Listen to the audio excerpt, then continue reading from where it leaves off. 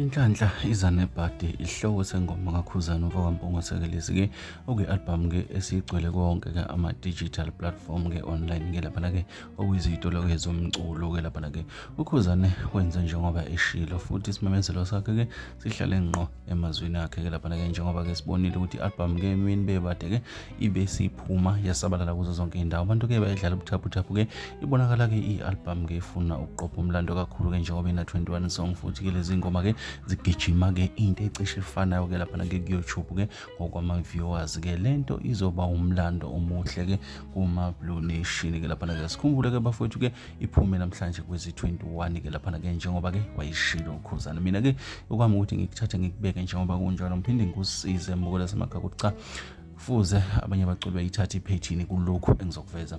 Ukhipha i-album emini kuyindlela enhle kakhulu elekelela abaculi bakamaskandi-ke ukuze bathole kahle isapoti wonke umuntu ngoba wonke umuntu usuke abhekile bambalwa abantu abasuke balela bama-night shift but uKhuzani-ke lento useyenza engikholwa ukuthi-ke isithathu uma ngasiso isibili ukuthi akhiphe i-album yakhe emini. Leyo nto iyenza ukuthi ama-viewers-ke i-album yakhe ahambe kahle abantu-ke zibafice ingoma babhekile bafowethu. Lokho nje umbono wami kodwa-ke asidibane kwezinye.